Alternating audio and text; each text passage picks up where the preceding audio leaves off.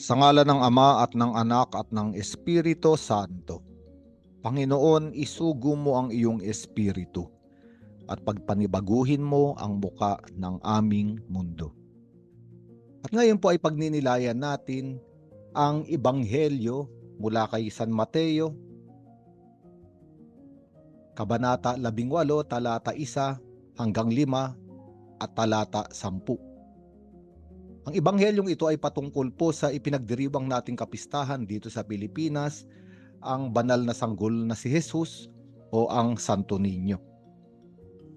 Napakaganda po sapagkat kakatapos lamang natin ng panahon ng Kapaskuhan, kung saan nakita natin ang regalo ng kalangitan, ang Diyos na naging sanggol. At ang ating Panginoong Hesukristo, bago siya pumasok sa kanyang ministeryo publiko, siya muna ay dumaan sa pagiging bata. Isang sanggol na walang kalaban-laban, sinilang sa loob ng isang pamilya. Napakahalaga nitong larawan na ito sapagkat makikita natin ang kalikasan ng misyon ng ating Panginoong Hesus. Siya ang nag-iisa at pinakamamahal na anak ng Diyos Ama. At siya ay naparito sa daigdig upang sumunod sa kalooban ng kanyang Ama.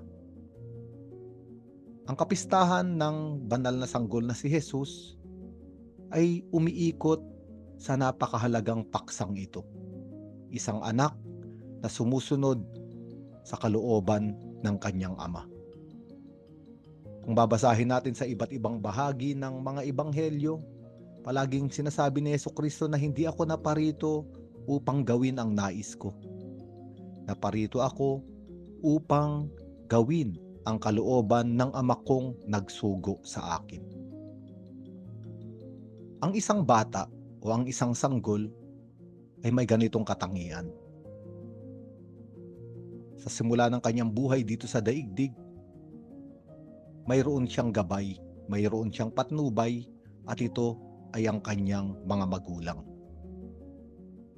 At ang isang anak o isang bata na sumusunod sa kanyang mga magulang ay totoong nagagawa ang kalooban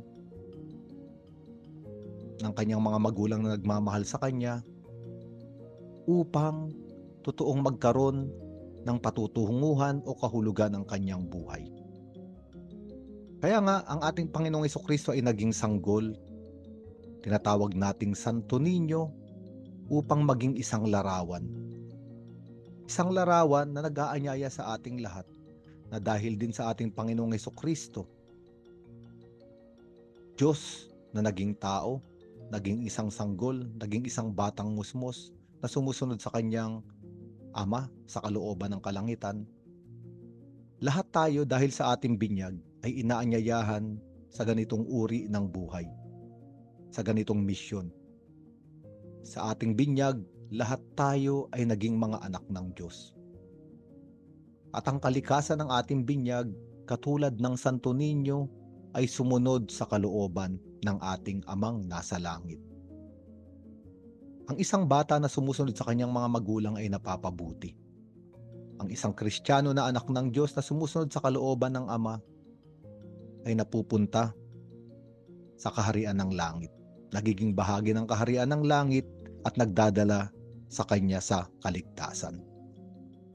Kung ating pagninilayan ang kasulatan, makikita natin may dalawang uri ng tao. Isang taong ayaw sumunod sa Diyos sapagkat nais niyang sundin ang kanyang sarili, at isang taong palagiang sumusunod sa kalooban ng Ama sa langit. Ang unang kasalanan, kapag binasa natin sa aklat ng Henesis sa 3 kabanata, ay pumasok dahil sa kasinungalingan ng dyablo. Sa larawan ng ahas, tinukso niya ang mga unang tao at sinabi niya na, kainin ninyo ang bunga ng punong iyan sapagkat kayo ang magiging Diyos. Sa likod nitong tukso ng dyablo ay isang pagtutulak sa tao na maging Diyos sa kanyang sarili at wag nang sundin ang totoong Diyos. Sa madaling salita, Ang kasalanan ay nagtutulak sa atin na layuan ang iniuutos ng Diyos, layuan ang tipan ng Diyos, layuan ang patnubay ng Diyos, layuan ang kalooban ng Diyos. At gawing Diyos ang ating mga sariling kaisipan, ang ating sariling kagustuhan. Kaya ang ating mga kalooban ang dapat nating tupdin. Ito ang unang kasalanan. At tuwina kapag ang tao ay nagkakasala, nawawala yung kanyang pagiging anak ng Diyos. Inaalis niya ang kanyang sarili sa kanlungan ng Diyos. At tinatahak yung gusto niya at ninanais niyang buhay. Kaya nga ang larawan ng Santo Niño ay mahalaga, sapagkat tayo ay inaanyayahang maging mga anak ng Diyos. At ito ang binibigyang diin sa ating ebanghelyo. Sa ating ebanghelyo ay nagtanong ang mga alagad, sino ang pinakadakila sa kaharian ng langit? At si Jesucristo, ang kanyang ginawa ay tumawag ng isang bata, inilagay sa harapan nila, at kanyang sinabi, tandaan ninyo, kapag hindi kayo nagbago at naging katulad ng mga bata, hindi kayo makakapasok sa kaharian ng langit. At mahalagang salita ang ating pagninilayan ngayon. Ang paanyaya sa ating maging tulad ng mga bata. Minsan iisipin natin, babalik pa ako sa pagkabata. Isang panahon na hindi pa tama ang aking kaisipan. Isang panahon na para sa akin ay laro ang lahat at hindi seryoso ang buhay. Ayun ba ang babalikan ko upang maging tulad ng isang bata? At malinaw sa ating ebanghelyo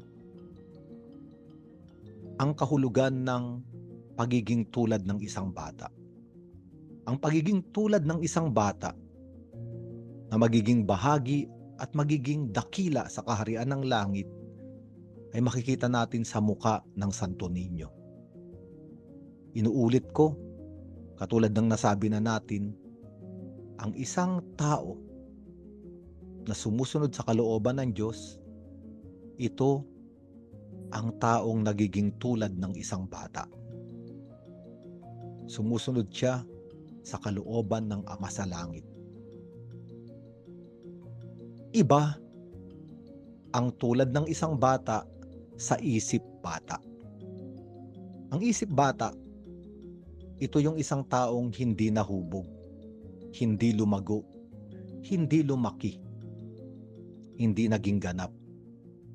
Nanatiling bata na para bang ang lahat ay laro.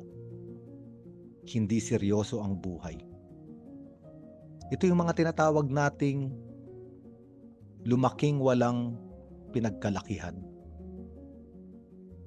Sapagkat ang isang taong isip bata, nabubuhay lamang sa kanyang sariling kagustuhan.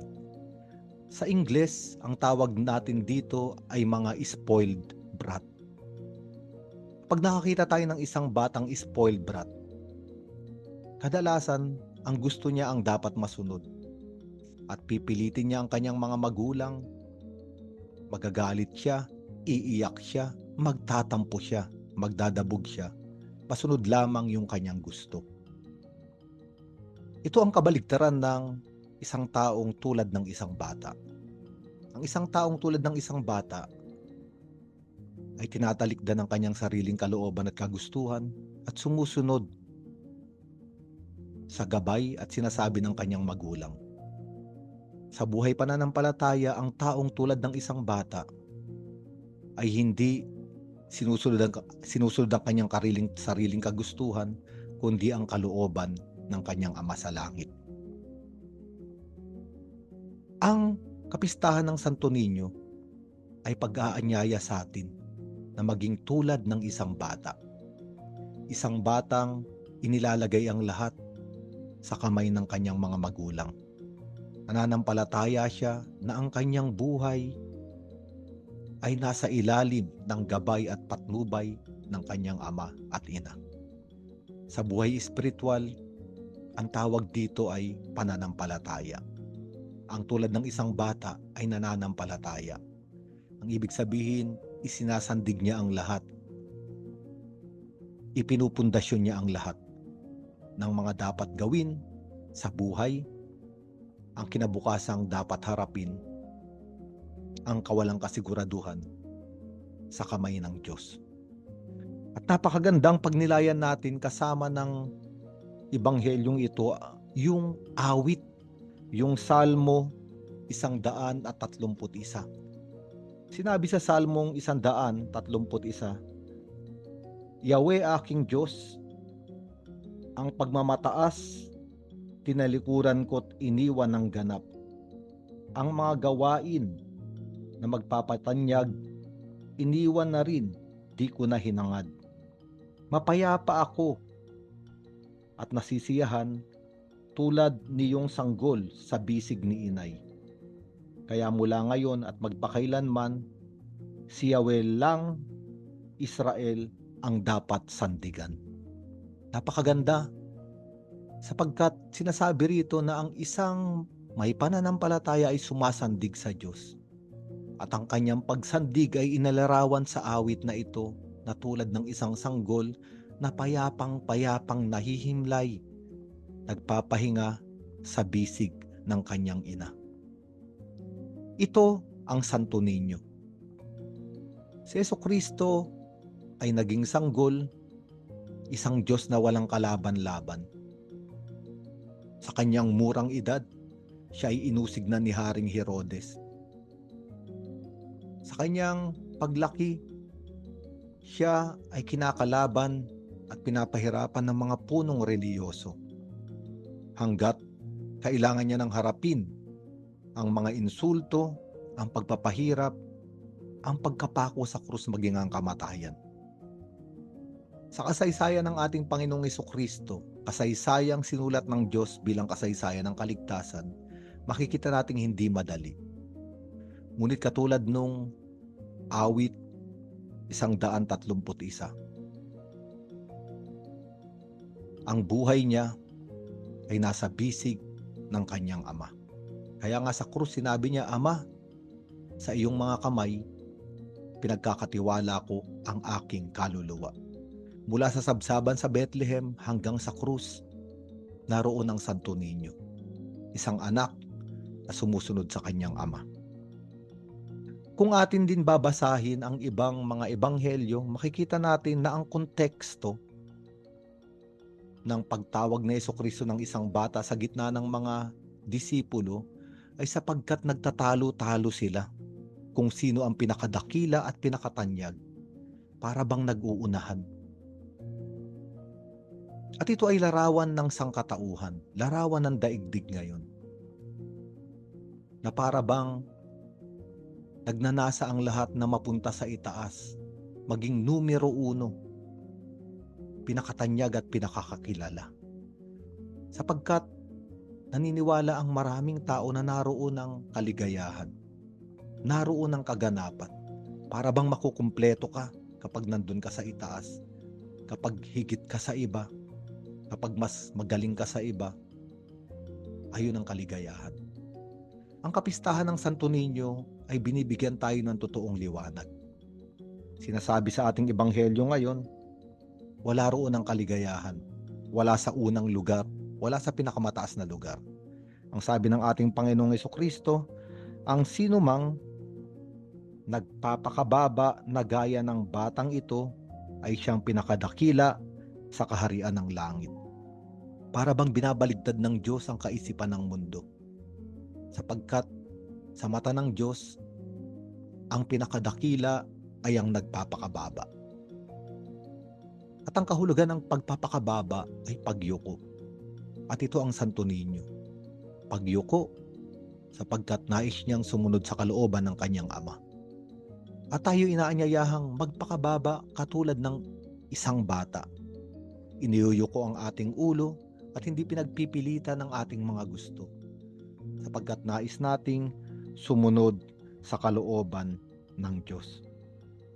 Kaya nga, hindi natin kailangang mag-isip bata muli na gawing laro ang buhay. Alam nating seryoso ang buhay. Ngunit tayo inaanyayahang maging tulad ng isang bata. Sa kaseryosohan ng ating buhay, ano man ang ating dinaranas, katulad ng isang bata na may tiwala sa kanyang ama, inilalagay ang lahat. Kaya nga tayo magpasalamat sa dakilang kapistahan o kapistahan ng banal na sanggol na si Jesus, ang Santo Niño, sapagkat ipinapakita sa atin ang totoo nating layunin bilang mga anak ng Diyos. Mga anak ng Diyos na magiging bahagi ng kaharian ng langit. Sa ngalan ng Ama at ng Anak at ng Espiritu Santo.